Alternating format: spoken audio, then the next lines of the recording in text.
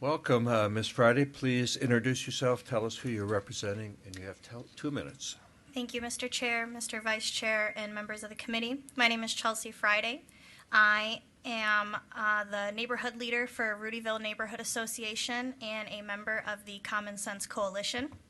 I live at the cross streets of 35th Place and East Thomas Road, where individuals experiencing homelessness is not uncommon.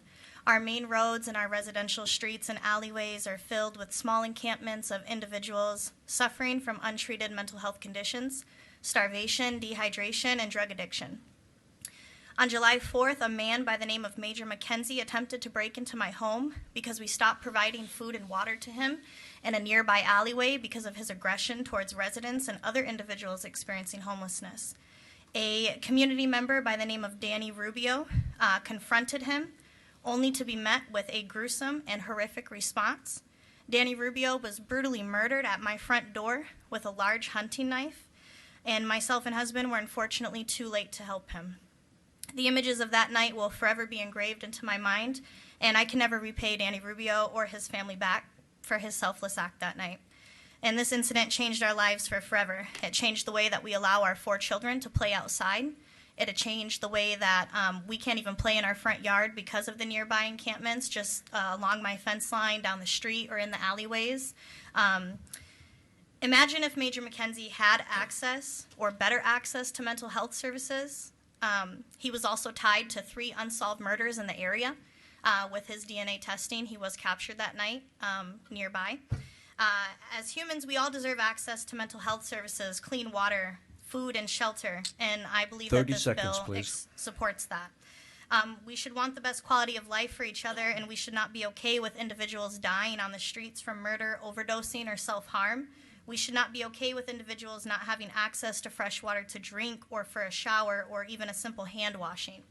We should not be okay with the bare minimum for a vulnerable homeless population, but instead we should consistently be supportive in finding solutions.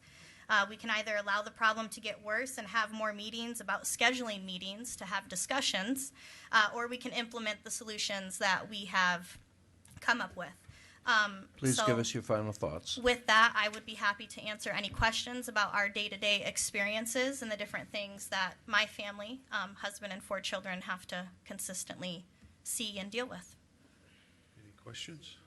Mr. Chairman? Yes, Senator I just Livingston. wanted to thank you for coming down here and telling us about these problems and helping us understand how personal it is and how threatening it is for the people around those unregulated tent streets, or whatever we want to give them. So thank you.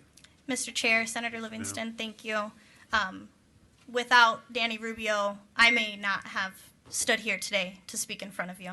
And just a little information is Major McKenzie did think that Danny Rubio was my husband coming outside. So that could have been my husband that was murdered, and myself and 4 children that night. So thank you for having this discussion and allowing us to be here. Thank you for bringing that testimony. Yes, Senator Alston. Yes, Mr. Chairman, thank you for your testimony here today. It was several years ago that my interest in homelessness and helping to solve this problem was increased when my neighbor was brutally murdered 3 doors down from me. So I don't understand the trauma that you experience because of your proximity to that murder and your witnessing of it. But thank you for your courage and your interest in coming and speaking with us today. I greatly appreciate it and appreciate you. Thank you. Mr. Chair, Senator ma'am. Alston, thank you.